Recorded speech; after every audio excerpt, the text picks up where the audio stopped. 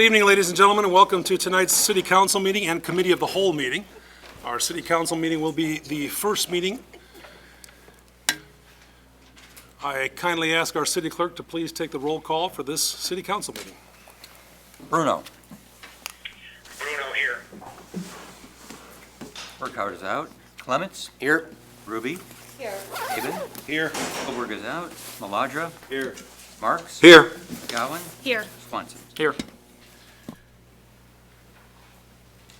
It should be noted three things.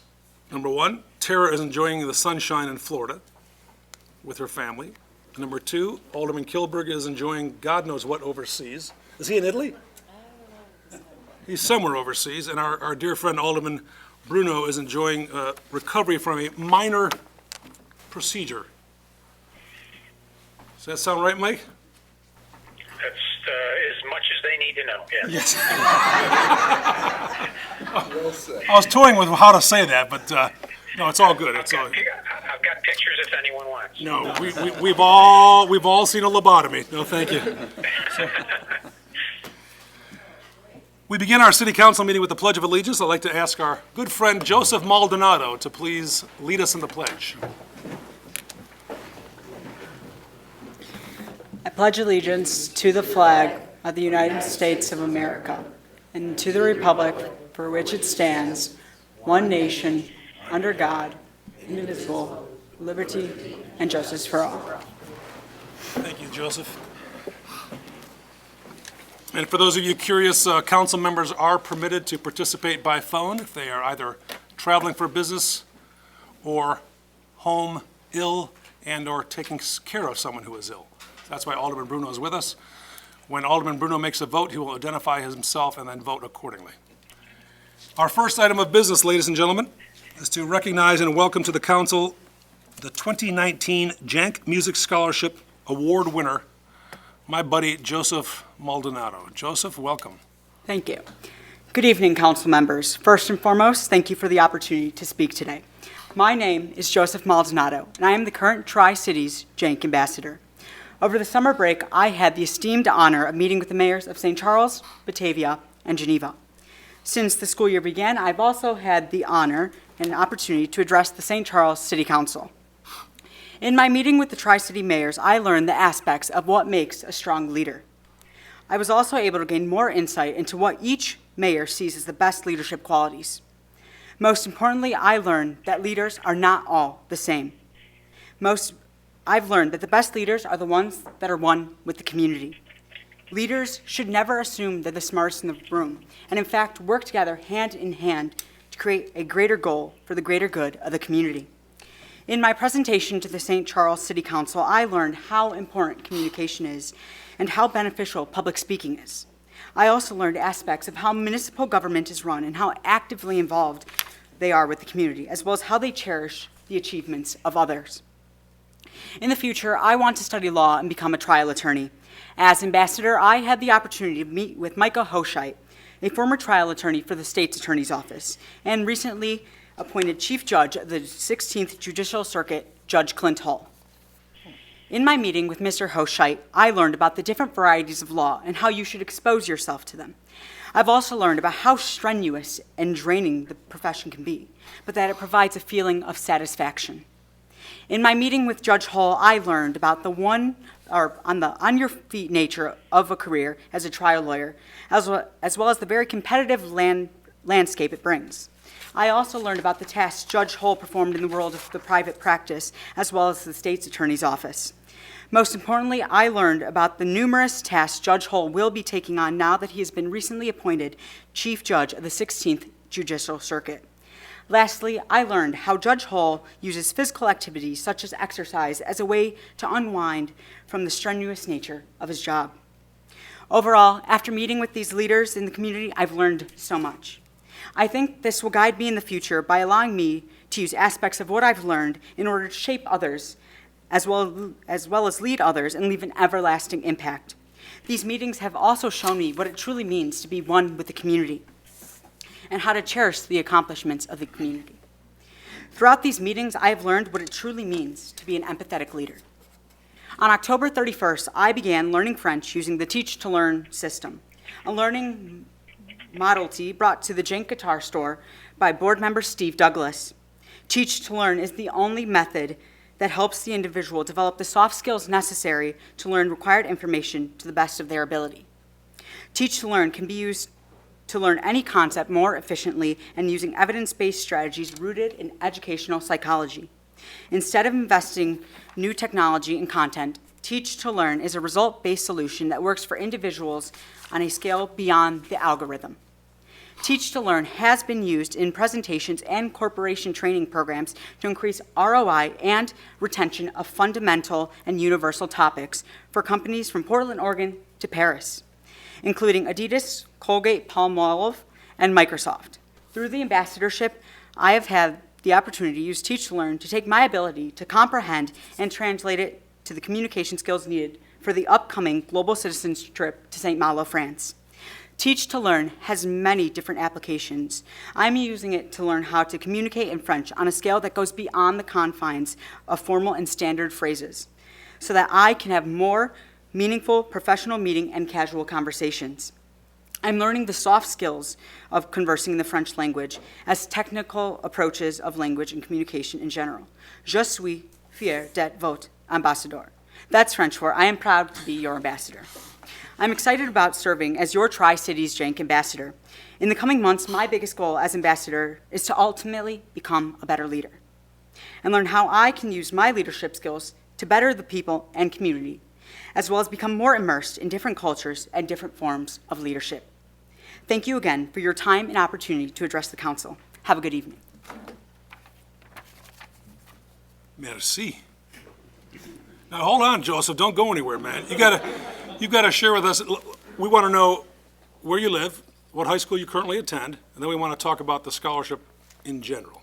All right, I am from St. Charles. I go to St. Charles East High School. And you are what year? I'm a senior. You're a senior. Now, I think all the council members know what the Jank Music Scholarship is all about in general, but a number of contestants, or I should say a number of young men and women, competed for this honor. And part of this honor is to travel overseas to France to represent the Tri-Cities. There's also a monetary award given. How much is that, Joseph? I'm not sure, if I'm completely being honest. It's about $6. So anyways, and that's euro, so. Your friend and my friend, Scott Corbin, could not be here tonight. He's actually traveling. But by being selected, you were selected because of not only your volunteer and leadership skills, but also your musical talent. Would you mind sharing with us what your musical talent is? I can act, I can sing a little, and I've done school plays. It's pretty cool. And I guess the natural question is, why would you ever want to go into the legal profession? Look what happened to this guy. I don't know, it's something I'm very passionate about and I find very interesting. So I think it's something I'd love to do to help others. And a trial attorney. Yes. That's pretty cool. Do you have trial attorneys in your family? No, You do not. So are you excited about all your travel? I am. Yeah. And you head out in, when again? Spring, so Spring. spring break. And Mr. Corbin, of course, accompanies you? And Yes. wow, that's pretty neat. So what's the best thing about St. Charles East High School? That it's not St. Charles North High School, or? I guess, or I don't know. There's a lot of clubs, so it's a great way to get involved and meet new people. That's awesome, man. And your family? I have a mom, dad, 2 brothers, and 2 sisters. Are you the oldest? No, I am like the middle. Wow. So that's pretty cool. Yeah. Any questions or comments from the dais? Alderman McGowan. I think you're really an amazing speaker, and I think you're going to do great things. I just love your energy and enthusiasm, and when you were speaking, I was just thinking to myself, like, wow, I could see this, young person becoming like a senator or something like that. So I just want to wish you a lot of luck and have a wonderful time on your travels. Thank you. You're welcome. I took a couple pictures of you, too. I'm going to text them over to Scott later this Perfect. evening, okay? Sound good? Sounds Anyone great. else? Now, how long do you serve as the global ambassador? For? I believe it's a year, so at the Year, end yeah. of this year. And then you'll be with us next year when we pass the baton, Yes. as it were? And where do you hope to go to school? I'm hoping to stay in Illinois. I don't have specific school yet, but But you're thinking about it? yes. Yeah. And obviously studying pre-law, if there is such, is there such a thing as pre-law, or is that where anybody goes? There's programs. It's general curriculum, but there's some things you can do Yeah. that will get you noticed by law schools. Our city attorney here is a distinguished attorney, of course. And in fact, he once looked like Fabio until the law caught up to him. See what happens? And do you know who Fabio is? Guy with the long hair from the Yeah, butter he's very good. commercials. That's pretty impressive. Well done. We're very proud of you, Joseph. Thank you. Thank you very much.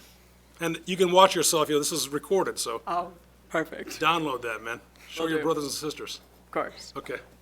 Thank you, sir. Item 4, folks, amendments to the agenda. Are there any amendments this evening? Item 5 is the omnibus agenda. All items marked with an asterisk are considered to be routine and can be considered and acted upon with one motion. Is there such a motion? Alderman Swanson makes that motion. Alderman Marks makes the second. Mr. Clerk, please take the roll. Bruno. Bruno, aye. Clements. Aye. Ruby. Aye. Caven. Aye. Maladra. Aye. Marks. Aye. McGowan. Aye. Swanson. Aye. Item 5 passes with 8 affirmative votes, 0 nay votes, and 2 absent. We jump down to item number 9, other items and correspondence. Item 9A is to consider acceptance of the 2019 Strategic Planning Workshop Report, which is available in our packet and online. Is there a motion to accept the report as presented? Motion by Alderman McGowan. Second. Seconded by Alderman Clements. Any questions or comments for either the city administrator, the assistant city administrator, or any of our department heads present? Hearing none, seeing none, all in favor of the motion, please indicate by saying aye. Aye. Bruno, aye. Anyone opposed? Item 9A passes with 8 affirmative votes, 0 nay votes, and 2 absent. Item 9B is to consider approval of, ready to this, folks, the Insane Candy Cane 5K race, December 8th, 2019, including a request for street closures and city services. Is there a motion? Alderman Ruby makes the motion. Second. Alderman Marks makes the second. Any questions or comments regarding the Insane Candy Cane 5K? Mrs. Dawkins, a little prelude. Certainly. So the Zelmer Childhood Disease Foundation has submitted a special event application for the Insane Candy Cane 5K. It would begin at 4:30 a.m. for setup, not for running, and ending with cleanup by 11:30. Insane Candy Cane, that's why they call it insane. Is run on downtown streets with the start and finish at the courthouse. Street closures are from 8:30 to 10:30 a.m. with a parking ban in effect the evening prior. The proposed race route is through downtown Geneva, similar to the Ooh La La race that was held on November 3rd. We had a few complaints on that race from church officials and patrons about the disruptiveness of the event. So after the race, the police department met with church officials and the applicant in an effort to resolve the matter. As there's no time to rectify the race route to avoid points of conflict, the parties have agreed to allow the race to proceed as planned. And to help mitigate the impact, the police will work with and make some site accommodations to permit limited access and accessible parking for church patrons. With this understanding, the event is recommended for approval. The event organizer will be reimbursed the cost for the Geneva Police Services. Mary Agnes Zelmer unfortunately was here but had to leave, but Kathleen Timoshenko is also here this evening, Economic Development Director, if there's any additional questions. I'll recognize Alderman Ruby. Correction, Clemens. Sorry about that. Alderman Clemens, my apologies. Thank you, Mr. Mayor. I just wanted to know, was it primarily parking? Was that the big disruption that was? That's letting the people- cars get through to get to church That because the was- runners. All right, and so moving forward after this candy cane race, will there be further? Well, we've been in the process, you may recall, we had a policy discussion on a special event app trying to streamline the course routes and all of that, so we're still in the process of that, and hopefully that will alleviate some of those So we're still concerns. shifting Maybe not things all, around a little bit? but certainly working some. on- Okay, all right, thank you. Anyone else for either Kathleen or Mrs. Dawkins? Alderman Bruno, any questions or comments? Nothing from me, thanks. Mr. Clerk, whenever you're available, please take the roll. Bruno. Bruno, aye. Clements. Aye. Ruby. Aye. Caven. Aye. Maladra. Marks. Aye. McGowan. Aye. Swanson. Aye. With 8 affirmative votes, 0 nay votes, and 2 absent, item 9B passes. Item number 10, folks, municipal bills for payment. We kindly ask our city clerk to read the bills in their aggregate for our consideration. Total bills are $3,285,465.33. Alderman Bruno's incapacitation has clearly affected him. Okay, Mayor, I move that we approve and pay the bills as read. The individual items that add up to that amount can be found in tonight's packet on the city website. Is there a second to Alderman Bruno's distant yet lovely motion? Alderman Clements makes the, Alderman Bruno, we were all looking at each other, wondering if you were going to offer that motion. Then Alderman Clements said, "Who's Alderman Bruno?" And then it got awkward. Any questions or comments regarding the bills? Mr. Clerk, please take the roll. Bruno. Bruno, aye. Clements. Aye. Ruby. Aye. Caven. Aye. Maladra. Aye. Marks. Aye. McGowan. Aye. Swanson. Aye. Motion passes with 8 affirmative votes, 0 nay votes, and 2 absent. Committee of the Whole items of business, folks, were all taken care of under the consent agenda. We jump down to item 12, presentations, ordinances, resolutions, petitions, and bids. Item 12A is to consider ordinance number 2019-23, amending Title 4, Chapter 2, Section 4-2-13, license fees and number of licenses, adding one Class B3 liquor license, restaurant with cocktail lounge, for Graham's 318 at 318 South 3rd Street in Geneva, Illinois. Is there a motion? Motion by Alderman Marks, seconded by Alderman Swanson. Ms. Dawkins. Sure. So Graham's 318 has submitted an application for a Class B3 liquor license. The Chief of Police has reviewed the application and conducted a thorough background check. The liquor license will be issued upon approval of occupancy from the Building and Fire Department inspections. The Liquor Commissioner recommends approval. A Class B3 license authorizes the retail sale of alcoholic liquors for consumption on the premises only, without restriction as to the manner served, provided that the sale of alcoholic liquor shall only be made in connection with and adjunct to a restaurant owned and operated by licensee and located upon the premise. Further, the receipts from the sale of alcoholic liquor shall not total more than 50% of the gross dollar sales of the restaurant operation on premise. And I do believe the applicant is present this Yes, evening. Mr. Untide is If present. you have any questions, I'm sure he'll be happy to entertain those. Any questions from the dais for Mr. Untide? Alderman McGowan? Thank you. Mr. Untide, if you could join us, we'd like to go through your background check again. So come up to the podium and...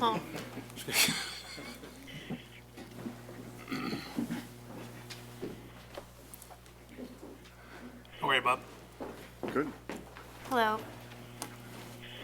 I feel like I'm channeling my inner Alderman Burghardt and asking you this, but everyone is really excited for the reopening of the Graham's 318, and it's just really amazing to see all of the construction and the addition that's been built. But in regard to the liquor license, can you give a little information about what type of alcohol products will be consumed and how will that be used? How will your license be used? Well, mostly it would be, well, we're restricted to beer and wine. And it would mostly be pairing in, probably our pairing like we do wine and chocolate, and we also do beer and chocolate together. So it's just to enhance somebody's experience at the shop, you know, not that you would go there strictly to be enjoying beer alone. You'll be enjoying it with food. Okay, that sounds good. And is alcohol going to be available like lunch, dinner? Will there be certain times, or just during all business hours? Yeah, it's probably through all business hours, but I guess we haven't really gone through much of that. Still to be decided, I think. Yeah. I mean, I think the original plan was just to offer it as nightcaps. Yeah. But then we will have event space. So then we were thinking, well, if there's a bridal shower or something like that, we may want to go to the next class, so we did. Yeah, okay, well, thank you very much. Awesome. Okay. Anybody else? Will there be any blending of the first candy cane of the season with the new license that you are being awarded this evening? Okay. I'm kidding, don't answer the question. Okay. Two different shops. Yes. I know. So, any other questions for our guests? We have a motion. We have a second. Mr. Clerk, please take the roll.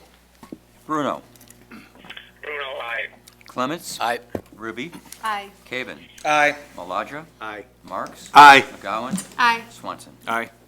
Motion passes with 8 affirmative votes, 0 nay votes, and 2 absent. Congratulations and thank you. Thank you. Thanks very much. Item 12B is to consider ordinance number 2019-28, amending the Fabian Crossing Planned Unit Development and granting final planned unit development plan approval for a 4,256 square foot drive-through restaurant and associated site improvements on Lot 1. Is there a motion? So moved. Motion by Alderman Marks, seconded by Alderman Clements. Ms. Dawkins. Oberweis Dairy is seeking approval to construct and operate a sit-down and drive-through restaurant on Lot 1 of the Fabian Crossing Planned Unit Development. The City Council, as you may recall, unanimously approved an application for this development on May 20th, 2019, with 3 conditions of approval. Oberweis Dairy satisfied all of the ordinance conditions except for one. Oberweis Dairy was unable to secure permission for a utility easement from the Fabian Crossing Lot 5 owner to provide a route for redundant electric power between the proposed Oberweis Dairy project and the existing McDonald's development, should the existing primary electric feed fail. Oberweis Dairy is now requesting to go forward with the project without the redundant electric power source condition. Although this application is otherwise the same as the application that received conditional approval in May, the prior approval is not valid without the satisfaction of all the conditions, and this application must be considered a new submission and request. At the Planning and Zoning Commission public hearing on October 29th, representatives from Lot 4 and Lot 5 opposed the Oberweis outlot. The objections were based on private covenants related to a ban on drive-through restaurants in the shopping center that could result in a rent abatement by McDonald's if such restaurants were approved. On November 12th, after deliberating on the findings of fact, the Planning and Zoning Commission unanimously recommended approval of the application as presented. Is the applicant here this evening? Yes. So the applicant is here this evening, as well as Director DeGroot, if the council has any additional questions. Any questions or comments for either the director or the applicant? Hearing none, seeing none. We have a motion? We do. Marks and Clements. Mr. Clerk, please take the roll. Bruno, Bruno, aye. Clements. Aye. Ruby. Aye. Caven. Aye. Maladra. Aye. Marks. Aye. McGowan. Aye. Swanson. Aye. Item 12B passes with 8 affirmative votes, 0 nay votes, and 2 absent. That brings us to item 13, folks. New business or public comment? Anyone wishing to share anything, ask anything? Welcome, Jay. How are you?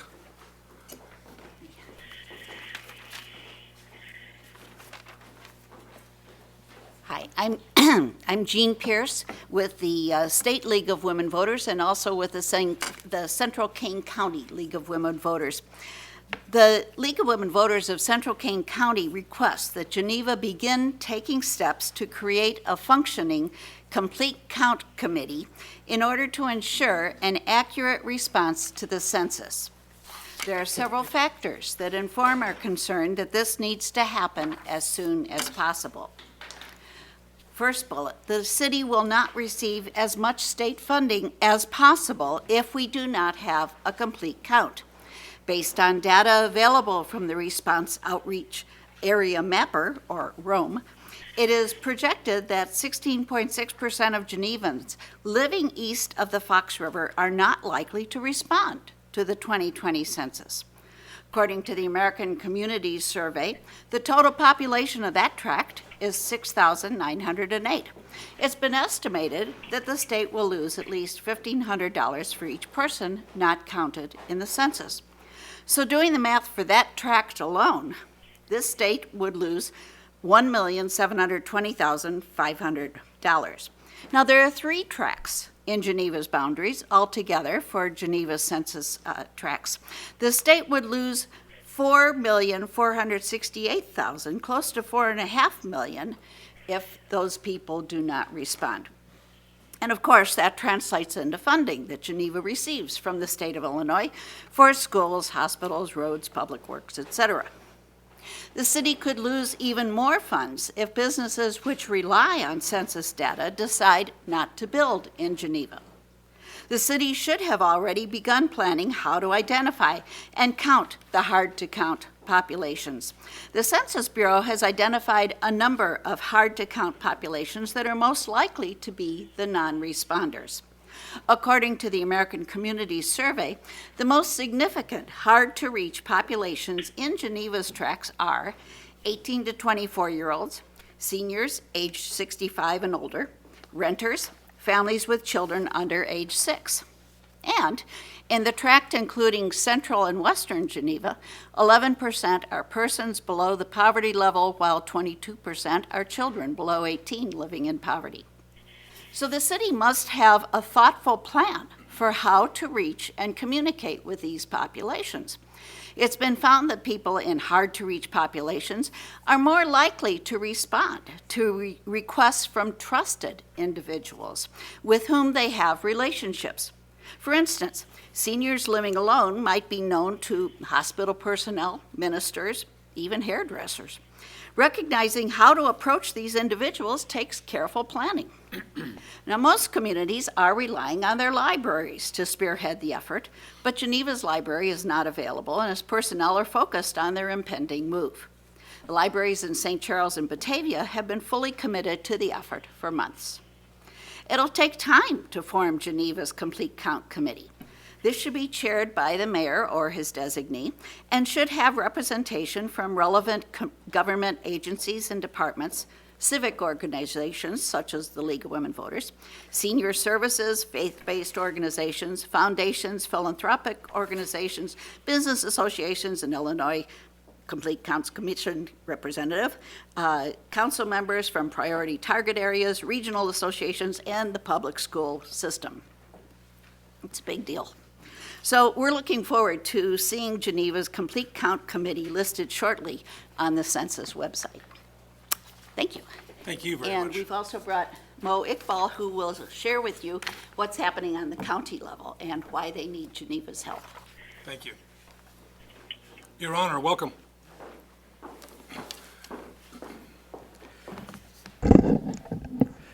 Mr. Mayor, thank you very much for inviting me here. Of course. My name is Mo Iqbal. I live in Elgin, and I serve on the county board. Also, I chair the Kane County's Complete Count Commission, and this is an advisory committee that works with the community and municipalities and other organizations to make them aware of the importance of this census and the counting that's going to take place next year. As you know, the U.S. Constitution requires us to count every living individual in the country, and it serves two purposes. Number one, representation, and equitable distribution of resources. Representation comes from how many seats that Illinois gets, how many electoral votes do we get, how the legislatures are, legislative districts are divided, and redistricting is done, so we get one man, one vote. And the other part, which is the distribution of resources, is very important for the state government and for the local governments. We send money over to the federal government, and now when we need to get it back, we need to go through grants and grant writing and all kind of applications and to get them back. And one significant factor is how many people do we have? What kind of need do we have? Do we have homeless or not? So based on that, the state is very cognizant, very aware of this need. In 2010, when we had this census, the state of Illinois did not do very well. Overall, it was 76% people were participating, and millions of people were not counted. For example, in Cook County, more than 1 million people were not counted. In Kane County, we did not do very well. Only 81% of people were counted. That means 19% were not counted. And 19% meant 97,000 people. And the loss of revenues or grant is $176 million per year to the entire county. But we have to take care of those 97,000 people. And you know, and I know in the local government how hard it is to provide services and not to raise taxes. So in this regard, I would like to introduce and to offer you the information that we have at the county level, what we have learned in the last 6 months. We have made this committee, and we have applied for grant. We did not get any so far, but we are working on it. Next month, 11th of December, we are having a training workshop here in Government Center, and I sent a brochure over to the mayor, and everyone is invited. And I believe it would be a good workshop for educational purposes to raise awareness among the people. If you have any question for me. Any questions at all for Mr. Iqbal? Yes, Alderman Ruby?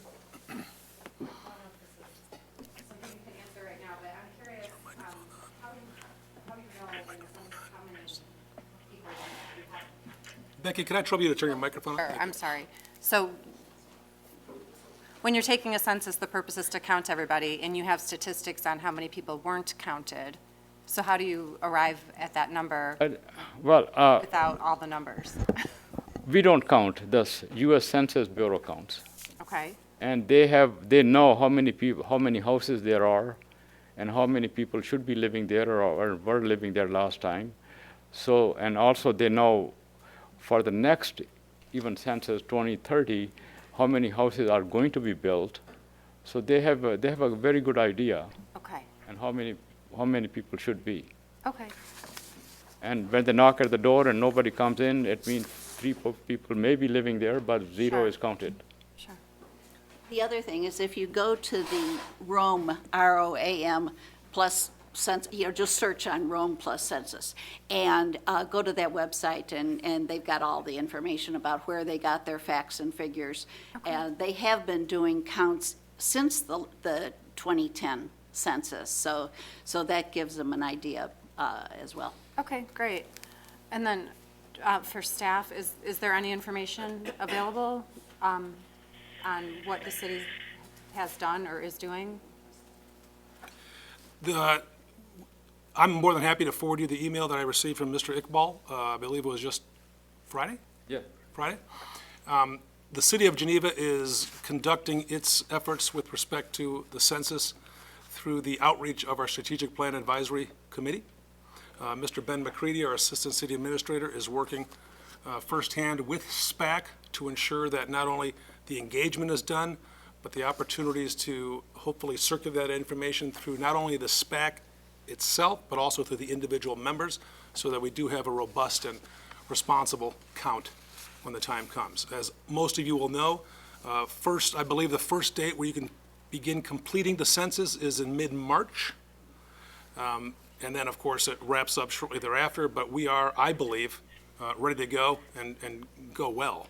I met with mayors of West Chicago, Batavia, North Aurora, and others this morning regarding this issue, along with our state representatives, and we feel pretty confident that we've got our arms around it. Alderman Clements? Thank you, Mayor. So the workshop is on the 11th, you said, of December? Yes, it's on the 11th, 1:30 p.m. At 1:30. How long is that? For my schedule, how long does it run so I can put it in my? Generally, it would be 90-minute presentation, but count on 2 hours. 2 hours. Question an hour. It starts at 1:30, goes up to 3:30, and the main speaker would be from the Census Bureau. Okay. All right. Thank you. It's in Building A in Government Center. Alderman McGowan? Hello, thank you for being here and for this information. I do feel that it's very important to let people know through as many channels as possible that, obviously the next census is coming in 2020, and why it is so important for people to be cooperative and respond with the number of individuals currently living at their residence in Illinois, in this county, and in this city.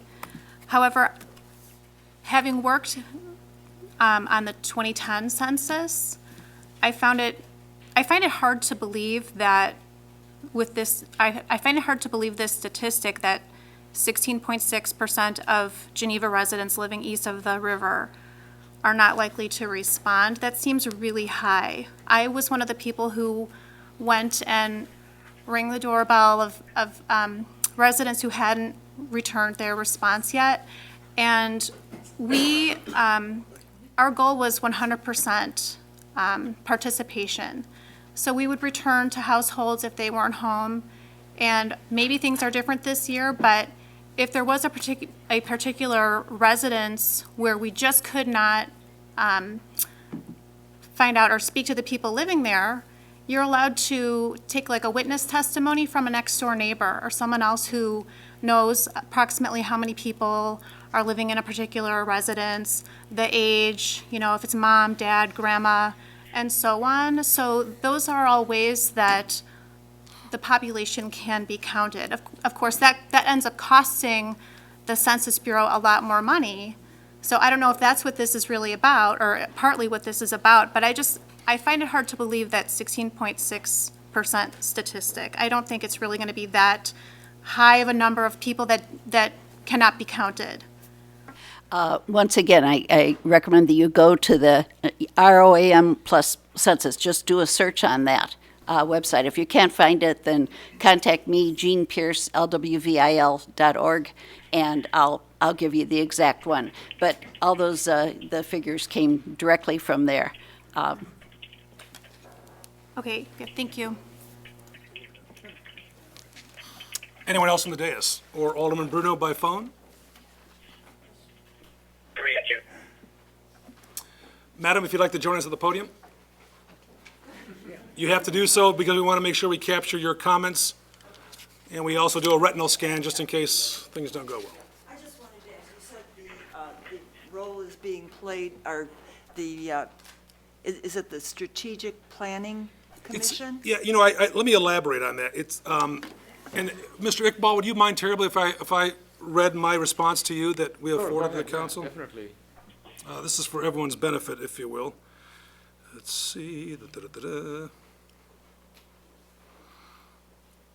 I believe it's dated Saturday.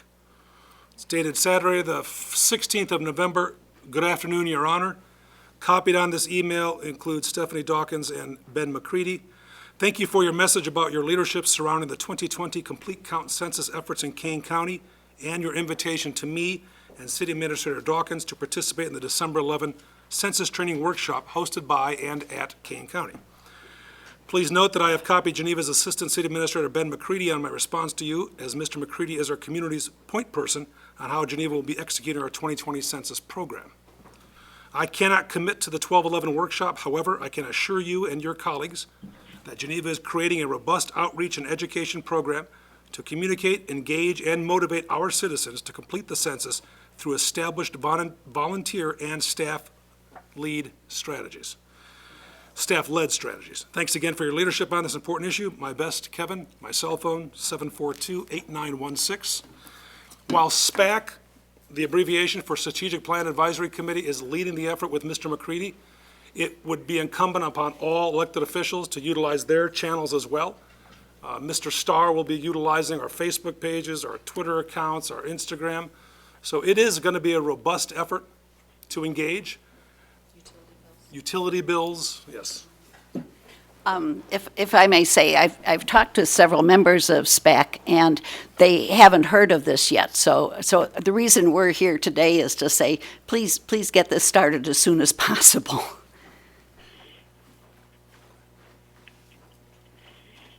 Anyone else? Just Sir. one correction. You call me, Your Honor. I'm not a judge. No, I know. Thank but, you. It's like, Thank you're you. honorable to us. Thank you. Thank you. Ben, SPAC knows about this. Chairman Cassidy is aware of that. Okay, yeah. We're still in our new business. Anyone else? Anyone from the dais? If not, I'll entertain a motion to adjourn to closed session to discuss pending litigation. Is there a motion? Motion by Marks, seconded by McGowan. A roll call vote would be in order. Mr. Clerk, whenever you're ready. Bruno. Bruno, aye. Clements. Aye. Ruby. Aye. Caven. Aye. Maladra. Aye. Marks. Aye. McGowan. Aye. Swanson. Aye. No actions being taken. We'll be back in a moment, folks. The chair would be happy to entertain a motion to return to open session.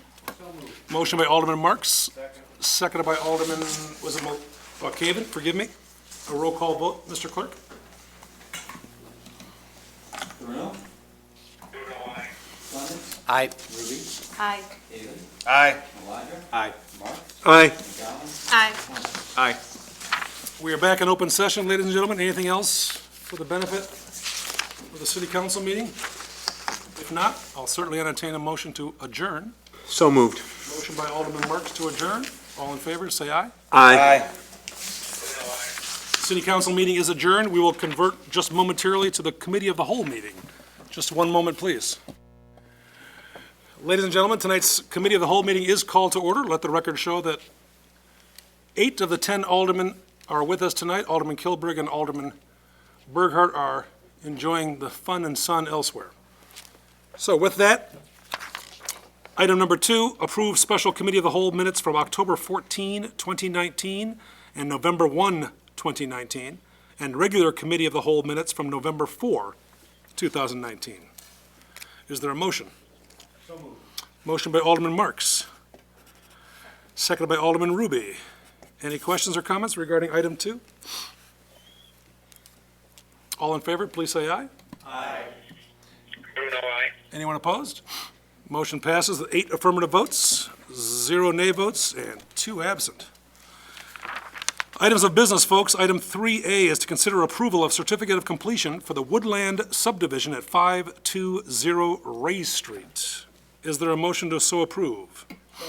Alderman Marks makes the motion. Alderman Swanson makes the second. Ms. Dawkins. Okay, this is a certificate of completion for the public sidewalks, storm sewers, sanitary sewer main, and roadway improvements to accommodate the Woodland subdivision at 520 Ray Street. With the COC, the corresponding subdivision performance bond supplied by the developer of Woodland can be reduced to a 10% amount to serve as a 1-year warranty on the completed improvements. So the original bond amount was $207,444.60. That would reduce the bond amount to $20,744.46. Director Babica is with us this evening to answer any additional questions you may have. Any questions or comments for Director Babica? Alderman Bruno, any questions or comments? Nothing for me, thanks. We have a motion. We have a second. Mr. Clerk, please take the roll. Bruno. Bruno, aye. Clements. Aye. Ruby. Aye. Caven. Aye. Maladra. Aye. Marks. Aye. McGowan. Aye. Swanson. Aye. Item 3A passes with 8 affirmative votes, 0 nay votes, and 2 absent. Item 3B is to consider draft resolution to waive competitive bidding and authorize the city administrator to approve repairs to the dehumidifier at the water treatment facility for a total not to exceed amount of $24,429.57. Is there a motion? So moved. Alderman Marks again with the motion. Seconded by Alderman Clemmons. Ms. Dawkins. Okay, so the water treatment facility has a 60-ton dehumidifier to control the humidity in the process room, which houses the reverse osmosis units and pressure filters. The unit is from Bry Air, and they are the authorized service representative to service the dehumidifier. Upon inspection, the drying media wheel is cracked and reached its end of life. This component uses natural gas used to heat and dry the wheel to remove the humidity. Bry Air has provided quote for parts and service to repair the drying media wheel for $22,208.70. For point of reference, a new unit would be over $200,000. Staff is recommending that a 10% contingency be included in the overall not-to-exceed amount to account for any unforeseen additional repairs that may be needed. Again, any additional repairs would be approved by the city administrator to be applied to the contingency. The amount is within the current budget stated for this repair.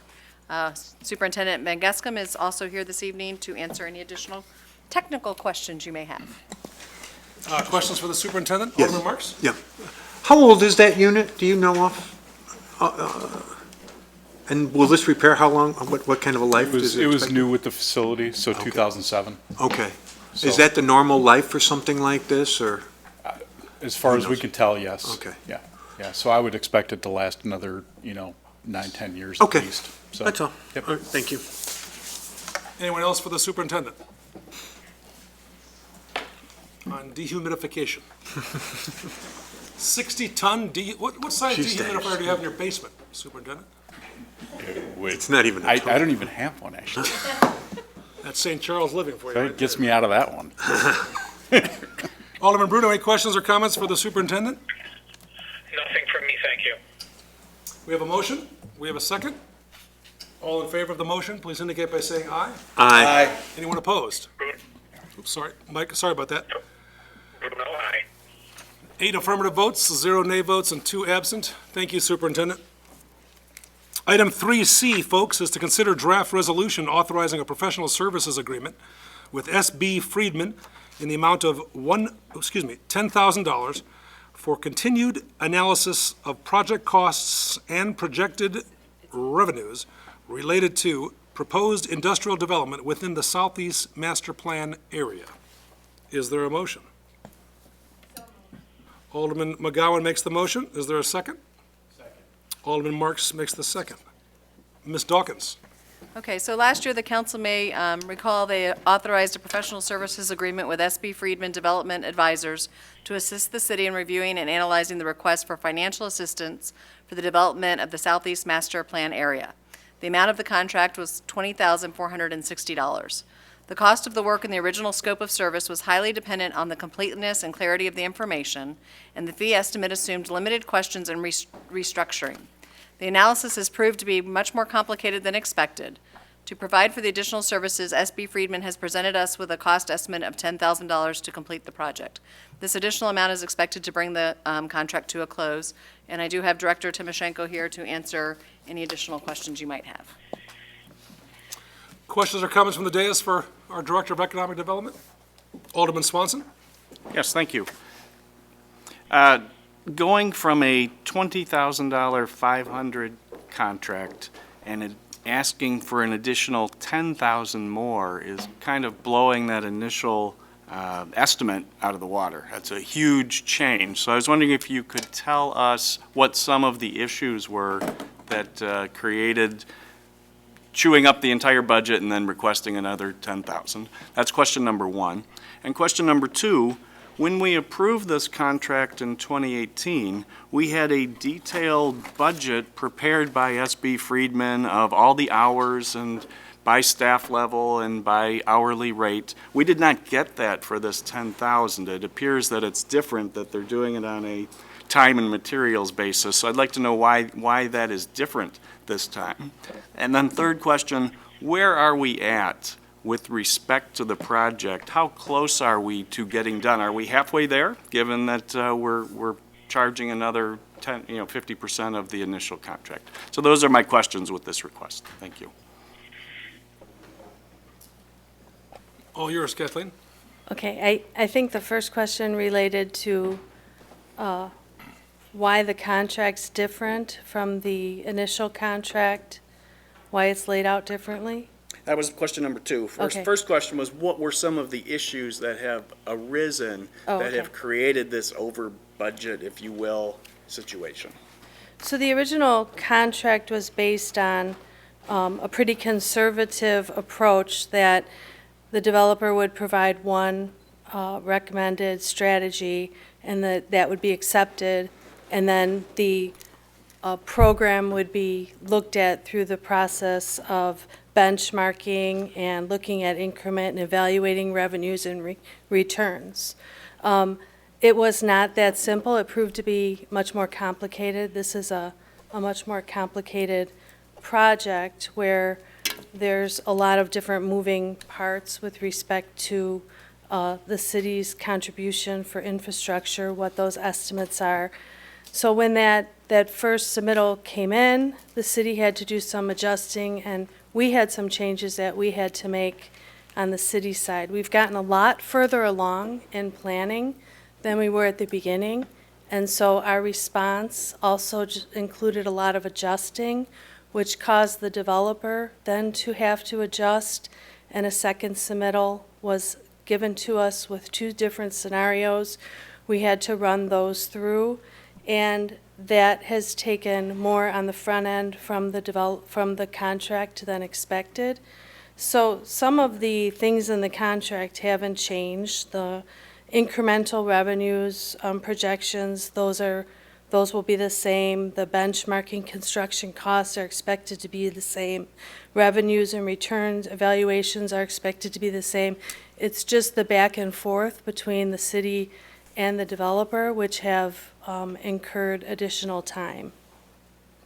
And that's just not all one party, it's also the city too. We've also progressed in our understanding of the project as well. We started out with an estimate, and we're getting a lot more refined at this point.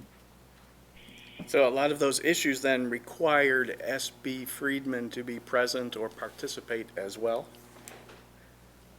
Yes, they've been advising us. So they were included in these conversations, which obviously would then eat up this budget. Right, they're advising us.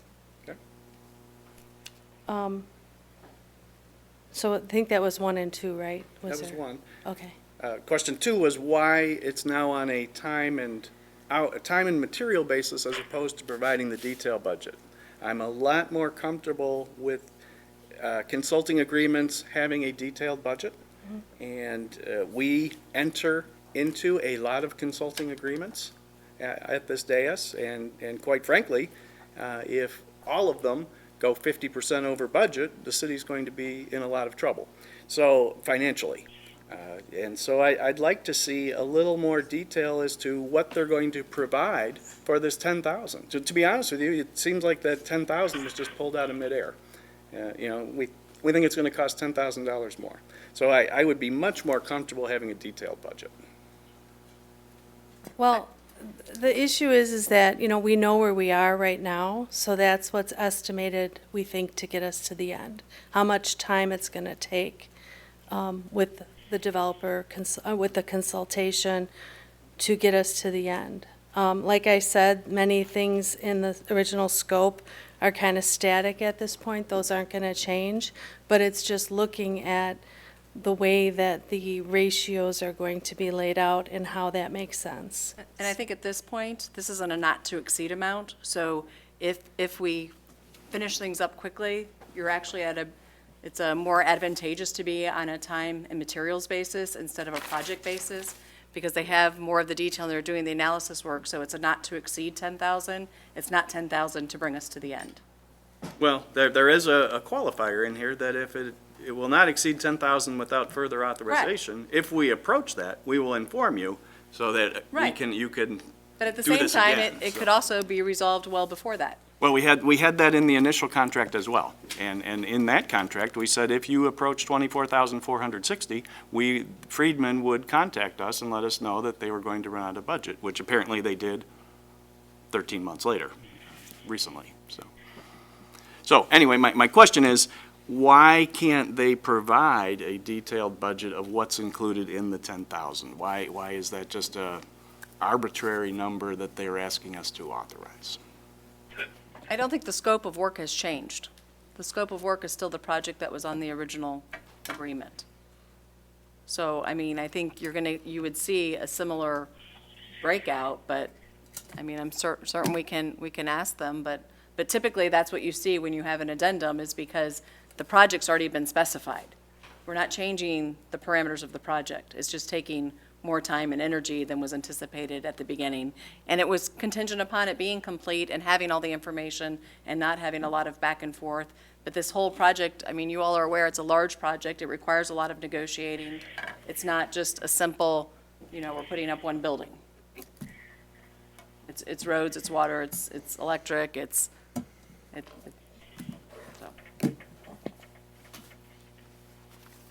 Alderman Swanson has the floor. Thank you. You answered my questions. Anyone else on the dais? Questions for either the city administrator or our economic development director? Alderman Maladra. Well, we didn't get to the third question, which is how far along are we and how far do we have to go? We've been, from the city's perspective, our goal is to minimize risk, have the smallest upfront investment possible, and work with the developer to get them to carry the most water that we can. And, we think that we're very near that point. We need to see more, we need to give more, and we need a little bit more time to negotiate that. But that's definitely our goal and our position in the negotiation. So we think we're getting there. There's a gap. We still have a gap that we're tackling and that we're trying to make go away and bring together. We think it's within the realm of possibilities, so. Okay, thanks. Alderman Bruno, anything you'd like to inquire about? Nothing for me, thank you. Anyone else on the dais? Mr. Clerk, whenever you're available, sir, please take the roll call on item 3C as in Charlie. Bruno. Bruno, aye. Clements. Aye. Ruby. Nay. Caven. Aye. Maladra. Aye. Marks. Aye. McGowan. Aye. Swanson. Nay.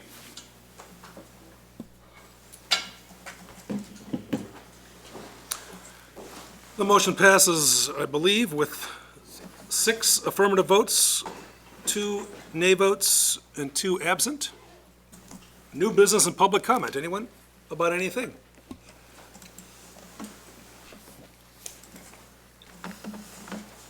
A motion to adjourn would be in order. So moved. Alderman Marks makes the motion. Is there a unanimity in saying aye?